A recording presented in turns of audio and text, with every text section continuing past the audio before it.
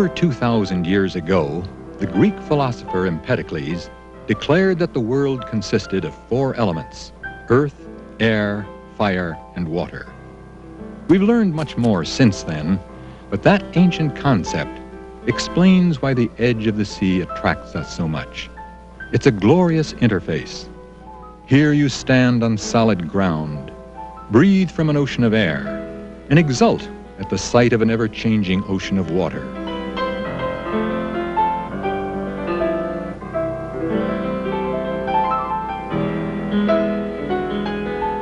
If you visit the shore between dawn and dusk, you enjoy Empedocles' 4th element, fire, the fire of the sun that warms us from 93 million miles away. No one knows exactly when life first began on this planet, but all evidence indicates that it began in the sea, and very likely at the edge of the sea. The earliest fossils are all marine, and the natural environment of all living cells, including our own, is aqueous, basically very much like seawater.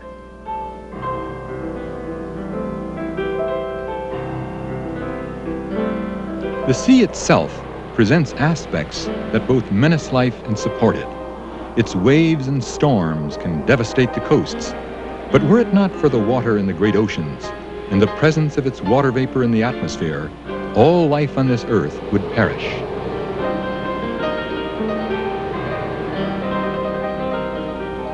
A phenomenon called sea smoke demonstrates the ocean's role as a global thermostat.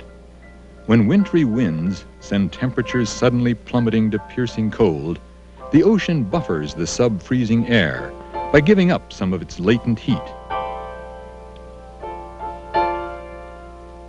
Besides warming and cooling Long Island, the sea has helped to create it.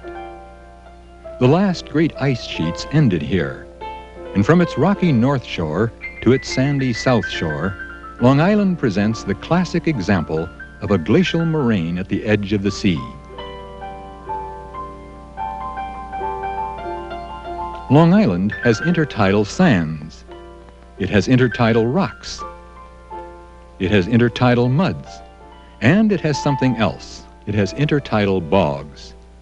These dark and matted outcroppings represent drowned forests that flourished thousands of years ago, when sea level was hundreds of feet lower than it is today, and at a time when Long Island Sound was a freshwater lake. The sea and wind together created Long Island's remarkable ocean dunes. They run for miles along our barrier beaches and build to a finale at the walking dunes at Napeague.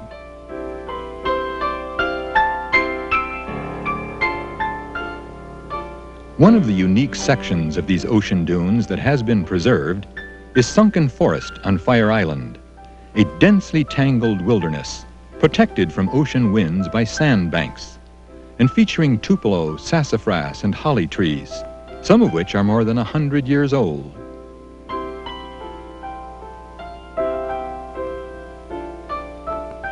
Sunken Forest offers a sanctuary for white-tailed deer, once common on the seashore.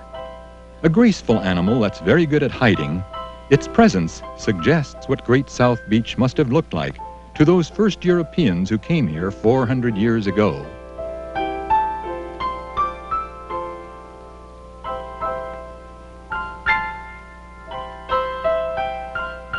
The lowly beach grass, Ammophila. Without it, the dunes would never hold together. Its very name means sand-loving, and no other plant can stand the abrasive blowing of particles of sand by the endless winds of the seashore as it can. Grasses are among the most important plants to mankind, and this variety, Ammophila, is the most important stabilizer of the dunes. Tough as it is, however, it will die if its stem is broken. So don't ever walk through it. Walk around it. It deserves protection as the preserver of the dunes. Another sturdy colonizer on the sand dunes is the beach heather, Hudsonia. It's a low, greenish-gray plant with tiny, clinging leaves and tremendously long thread-like roots that sustain it in this harsh environment. One of the handsomest little plants on the seashore is Artemisia, or dusty miller. So handsome that you often see it used in gardens as a border. Its common name is an apt one, for its gray-green, whitish leaves look exactly as if they'd been dusted by a dusty miller. Another plant that grows in a sand and gravel seashore environment is Opuntia, the eastern prickly pear, Long Island's only native cactus. In June, it has gorgeous yellow flowers that turn into red berries in the fall. Admire it, but don't touch it, for besides its obvious spines, it has thousands of invisible ones that can work their way into your skin and plague you for days. The attendant moon is a gravitational magnet for the waters of the ocean.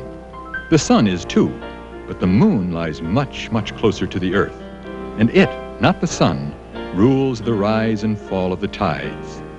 Twice a month, at new moon or at full moon, the biggest tides occur. They're called spring tides, but this has nothing to do with the season of the year. The word spring is from an Anglo-Saxon term meaning to leap up, to fill the shores to their brims.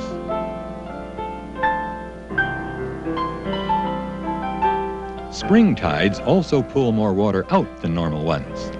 And it's at extreme low tides that some of the rarer creatures of the tide lines become exposed. In midsummer, under waterlogged timbers, you may discover on their undersurfaces some newly hatched, tiny, wriggling fish. And if you check the pocket of water in which they were submerged, you will find that they have a protector.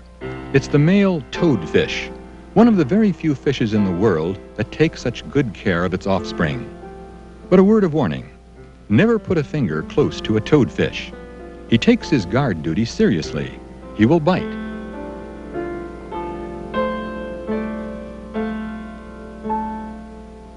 The ebbing tide from a salt marsh reveals a far more common creature, the barnacle, the most successful inhabitant of the intertidal zone. It can stand hours of exposure to air by tightly closing its plates to hold moisture around its gills. The barnacle is not a mollusk, but a crustacean that evolved into a sedentary life for which there is no parallel on land. It feeds on microscopic plankton that it fans into its mouth. So efficient is this process, and so rich is the sea in planktonic organisms, that a single mile of seashore can support 1 billion barnacles. You will often find on the beaches the empty egg case of the skate, a deep-water fish. The curling prongs at both ends once attached it to seaweed, but after the young fish hatches out, its discarded cradle washes ashore to become what is called a mermaid's purse. Another common egg case is that of the whelk, the largest marine snail of the North Atlantic. It's a series of membranous capsules attached to a tough ribbon, and it's often washed ashore. Two kinds of whelks exist in our waters: the knobbed whelk, whose outer edge bears a row of low knobs, and the channeled whelk, who is sculptured more plainly with spiral coils. Both are active predators on shellfish, especially clams, and are preyed upon in turn by seagulls. Like other gastropods, they have a hard, chitinous trapdoor, called the operculum, to shut themselves tightly inside their shell.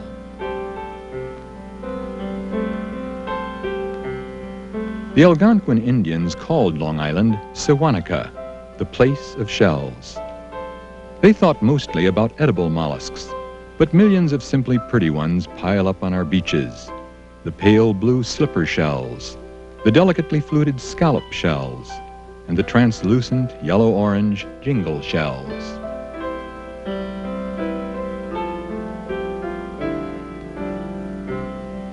The most important shellfish on Long Island, after the oyster, is the hard clam, or quahog as the Indians called it. It lives on mud bottoms and shallow water and thrives in water of lower salinity than the ocean.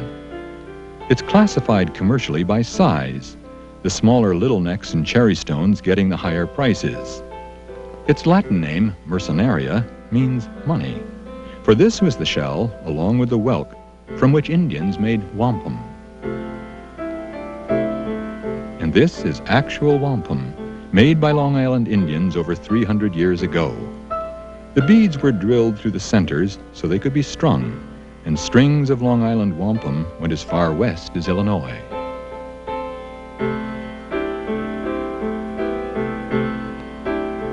The soft-shell clam, or steamer, has longer siphons that spout when it's pursued.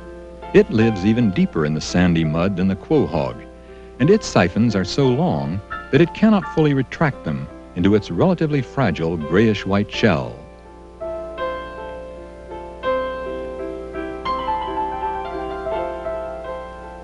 Our largest bivalve is the surf clam, or skimmer. It's really a deep-sea species that gets washed up in storms. Dredged from the sea, it's the main ingredient in cans of chopped clams or chowder. And compared to the quahog, its shell is darker, lacks a beak, and has a large pit-like saddle at its hinge. The bay scallop, another important food source, favors a life among beds of eelgrass. Unlike other bivalves, it doesn't lead so sedentary a life. Because of this, it has developed numerous tiny eyes, called ocelli, that range along the edges of its mantle folds.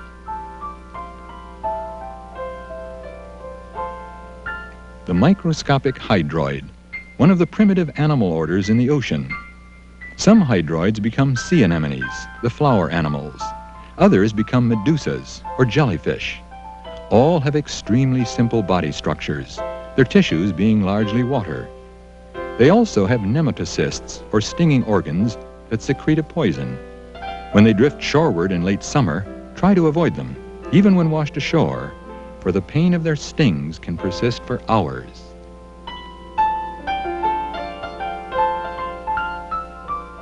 By contrast, the horseshoe crab, which comes ashore to lay its eggs in the spring, is a harmless creature. It's not really a crab at all, being more closely related to the arachnids, or spiders. Many people are afraid of it, but its weak claws will not harm you, and its small mouth will not bite. Even its pointed tail, or telson, is used only to right itself. Its big shell looks opaque, but it has a pair of compound eyes through which it looks out at the world. It also has two primitive pinpoint eyes right up front. They're ocelli, like the scallops have. The amazing thing about the horseshoe crab is its immense survival record. This animal goes back virtually unchanged to the Paleozoic era, over 350 million years ago. It arrived on Earth long before the Carboniferous forests created our fossil fuels, and 100 million years before the first dinosaurs appeared. On its springtime egg-laying missions, it probably crawled unnoticed under the legs of a brontosaurus, for it offers very little flesh to eat. It's rather like a motorcycle engine inside a truck.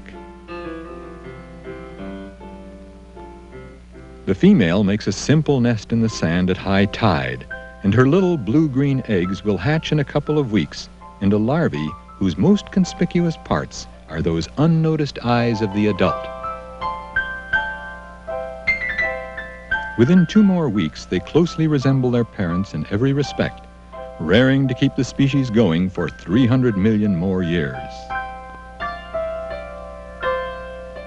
Hidden under the seashore sand is the nest of a seldom-seen creature that spends its life in the brackish water of the salt marsh.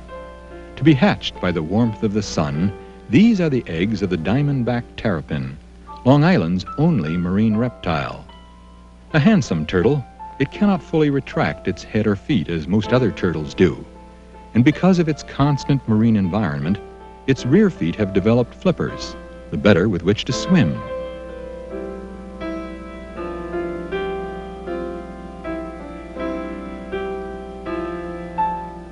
Long Island lies on the path of a major flyway, and by the end of the summer, some of the longer flying birds start passing through. The long-billed marble godwits and the harlequined ruddy turnstones are among their number, and stop only for a quick lunch. One of the most engaging of these fluttering migrants is the semi-palmated plover, who's recognized by the single dark breastband on its white chest. It, too, is headed for South America after breeding in the Arctic, exactly like the little least sandpiper, who prefers the mudflat to the sandbar. The most astonishing migrant on our flyaway doesn't have feathers. It's the monarch butterfly, the only insect that annually migrates. Following the fringe of the ocean, it gorges on goldenrod nectar, fueling up for a 2,000-mile flight to Mexico. Butterflies have been called caterpillars in wedding dress, and it's what the monarch does as a caterpillar that now saves it from predators. As a larva, it eats milkweed, which contains a poison that's toxic to birds. It retains this poison in its system even through metamorphosis. It doesn't have to worry about its bright orange and black wings being seen. It flaunts them.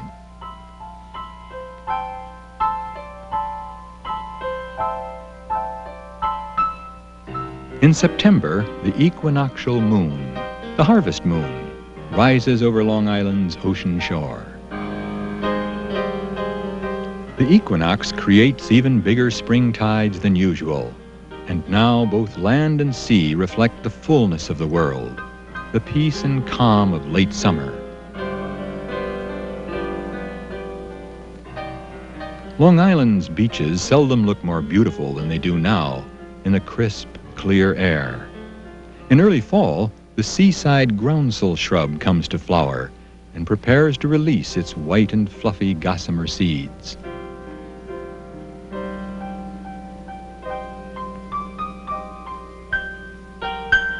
In late October comes the season of storms.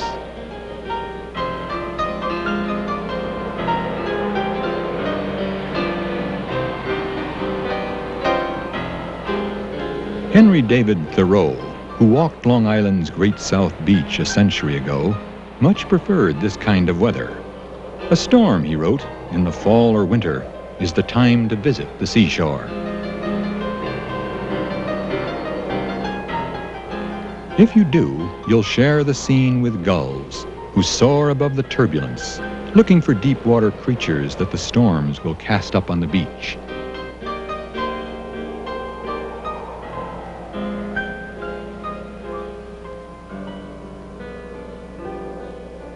Walt Whitman ended his poem on Montauk with an apostrophe to the ocean. Eastward the sea absorbing, viewing, nothing but sea and sky, the tossing waves, the foam, the wild unrest, the snowy curling caps, that inbound urge and urge of the waves, seeking the shore forever. We too seek the edge of the sea, for inner repose, for its beauty, for that timeless interface of earth, air, fire, and water. And that's the great thing about living on an island. Take any road. It will lead you here.